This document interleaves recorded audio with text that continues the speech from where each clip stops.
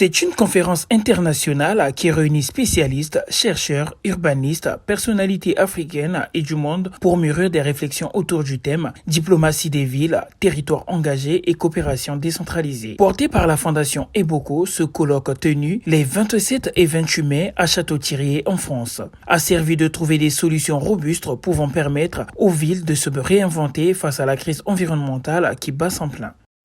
Alors on est ravis de pouvoir accueillir à Château-Thierry une telle conférence.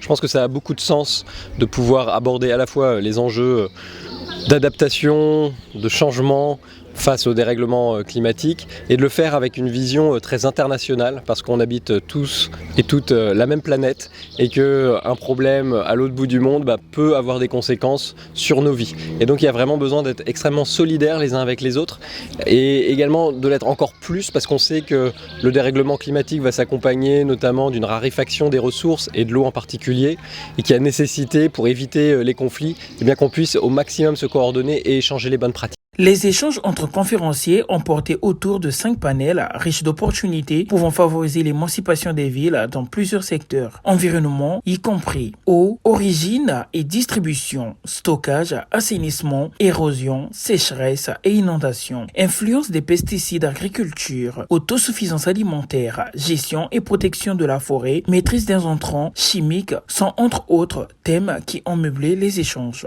Avoir des bonnes informations, comment préserver la nature, la biodiversité, comment faire que les eaux que nous utilisons, qu'on sache les préserver, les utiliser, comment utiliser nos forêts. Il ne s'agit pas de les abattre pour que demain, et la faune, pour que demain, ceux qui vont arriver après nous n'aient plus cet environnement que nous avions aujourd'hui encore sain. J'ai compris l'importance que la diaspora a posé la question de la diplomatie des villes. Parce que nous sommes le premier vecteur de rencontre entre les collectivités françaises où nous sommes et nos villes là-bas. Bien qu'il y ait une loi qui ait été votée ici pour la coopération décentralisée, les communes ne le savent pas. Et je l'ai dit aujourd'hui, sur 36 000 communes en France, il n'y en a pas 1000 qui sont en coopération. Donc chaque fois que moi j'apprends qu'il y a une association de la diaspora qui porte un thème de conférence, quel que soit le thème de la conférence, si on a besoin d'avoir la participation des décideurs politiques où nous sommes, moi je me dois de venir et expliquer donc, comment je vois les choses.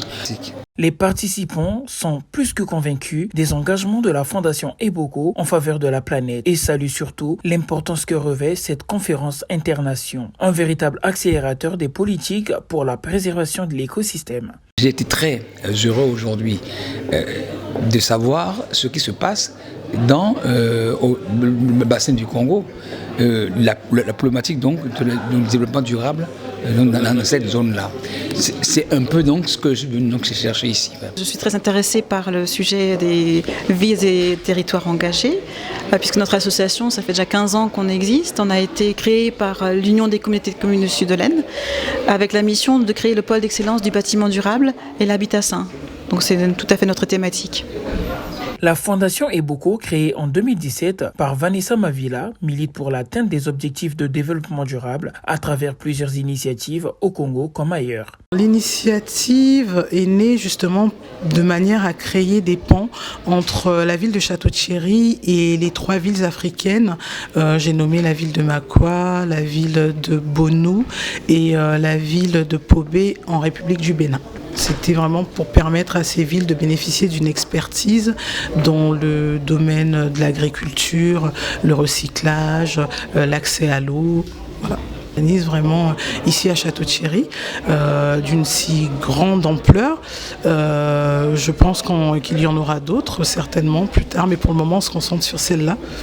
Alors la Fondation Eboko est une organisation internationale qui mène des actions pour l'atteinte des objectifs de développement durable et on est dans la protection de l'environnement, la protection du patrimoine, on est également dans la lutte contre le chômage des jeunes en milieu rural et c'est vrai qu'on fait beaucoup de sensibilisation au sein des écoles pour essayer de transmettre un peu le savoir aux élèves, tout simplement. Cette organisation de la Fondation Eboko est née du constat que le développement des villes durables répond à un besoin impérieux en matière d'adaptation par rapport aux impacts du changement climatique.